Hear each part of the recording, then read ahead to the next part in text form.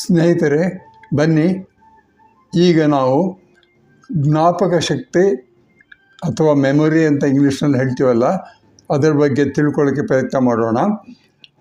ಜ್ಞಾಪಕ ಶಕ್ತಿಯಲ್ಲಿ ಎರಡು ರೀತಿಯಾಗಿದೆ. ಒಂದು STM ಅಂತ, ಅಂದರೆ ಶಾರ್ಟ್ ಟರ್ಮ್ ಮೆಮೊರಿ ಅಂತ.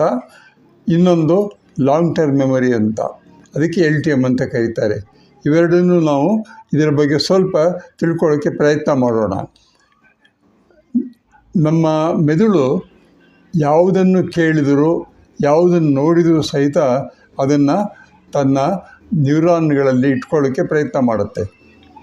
ಕೆಲವು ಸಾರಿ ಏನಾಗುತ್ತೆ ಅಂದರೆ, ಈಗ ನಿಮಗೆ ಫೋನ್ ಬರುತ್ತೆ, ಫೋನ್ನಲ್ಲಿ ಯಾವುದೋ ಒಂದು OTP ಹೇಳ್ತಾರೆ, ಅದರಲ್ಲಿ 8 ನಂಬರ್ ಇರುತ್ತೆ. ನೀವು ಒಂದು ಸರ್ತಿ ಓದ್ತೀರಾ, ಓದ್ಬಿಟ್ಟು ಅದನ್ನು ಬರ್ಕೊಳ್ತೀರಿ ಅಂತ ಫೋನ್ ಆ ಕಡೆ ಇಡ್ತೀರಾ. ಬರೆಯೋಕ್ಕೆ ಹೋದಾಗ ನಿಮಗೆ ಸಿಗೋದು 3-4 ಸಿಗುತ್ತೆ, 8 ಸಿಗೋಲ್ಲ. ಆಗ ತಲೆ ಕೆರ್ಕೊಂಡು ಅಯ್ಯೋ ಅಂದ್ಬಿಟ್ಟು ಅಂತೀವಿ. ಅದು ಶಾರ್ಟ್ ಟರ್ಮ್ ಮೆಮೊರಿ ಅಂತಕ್ಕಂಥದ್ದು.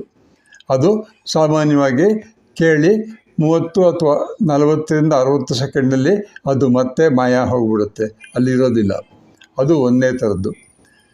ಎರಡನೇದು ಇನ್ನೊಂದು ಲಾಂಗ್ ಟರ್ಮ್ ಮೆಮೊರಿ ಅಂತ. ಅದು ಸಾಮಾನ್ಯವಾಗಿ ನಮ್ಮ ಮೆದುಳಿನಲ್ಲಿ ಹೆಚ್ಚು ಕಾಲ ಇರುತ್ತೆ.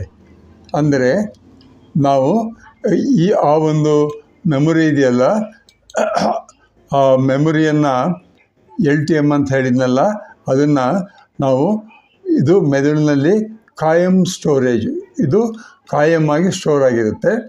ನಮ್ಮ ಬಾಲ್ಯದ ನೆನಪುಗಳು, ನಾವು ಹೇಗೆ ಸೈಕಲ್ ತೊಳಿತೀವಿ, ಹೇಗೆ ಬಾಗಿಲು ತೆಗಿಲ್ತೀವಿ, ಹೇಗೆ ಡ್ರೈವ್ ಮಾಡ್ತೀವಿ, ಹೇಗೆ ಓದ್ತೀವಿ, ಹೇಗೆ ಕಂಪ್ಯೂಟರ್ನ ಓಪನ್ ಮಾಡ್ತೀವಿ ಅಂತ ಇವೆಲ್ಲವೂ ಸಹಿತ ಅದು ಲಾಂಗ್ ಟರ್ಮ್ ಮೆಮೊರಿಯಲ್ಲಿರುತ್ತೆ.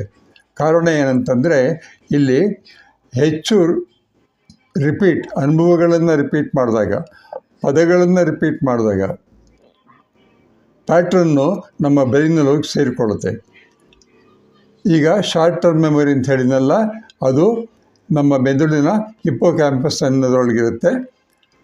ಲಾಂಗ್ ಟರ್ಮ್ ಅಂತಕ್ಕಂಥದ್ದು ಕಾರ್ಟೆಕ್ಸ್ ಅಂತೀವಲ್ಲ, ಅಲ್ಲಿರುತ್ತೆ. ಎರಡೂ ಸಹಿತ ನಮಗೆ ಬಹಳ ಮುಖ್ಯವಾಗಿರ್ತಕ್ಕಂಥದ್ದು. ವಿದ್ಯಾರ್ಥಿಗಳಿಗೆ ನೀವು ಶಾಲೆಯಲ್ಲಿ ಕೇಳಿದಾಗ ಕೆಲವು ಪದಗಳು ಶಾರ್ಟ್ ಟರ್ಮಲ್ಲಿರುತ್ತೆ, ಮತ್ತು ಕೆಲವು ಪದಗಳು ಲಾಂಗ್ ಟರ್ಮ್ಗೆ ಹೋಗಿರುತ್ತೆ. ಚಿತ್ರ ನೋಡಿದರೆ ಅದು LTMನಲ್ಲಿರುತ್ತೆ. ಮೇಷ್ಟ್ರರ ಮುಖ ಅವನ್ನು ನೋಡಿದರೆ ಲಾಂಗ್ ಟರ್ಮ್ನಲ್ಲಿರುತ್ತೆ. ಆದರೆ ಯಾವುದೋ ಒಂದು ಪಾಠವನ್ನು ಹೇಳಿದಾಗ ಅದು STMಲ್ಲಿ ಹೋಗಿರುತ್ತೆ. ಕಾರಣ ಏನಂದರೆ, ನೀವು ಅದನ್ನು ಸರಿಯಾಗಿ ಪ್ರಾಕ್ಟೀಸ್ ಮಾಡಿರೋದಿಲ್ಲ, ರಿಪೀಟ್ ಮಾಡಿರೋದಿಲ್ಲ.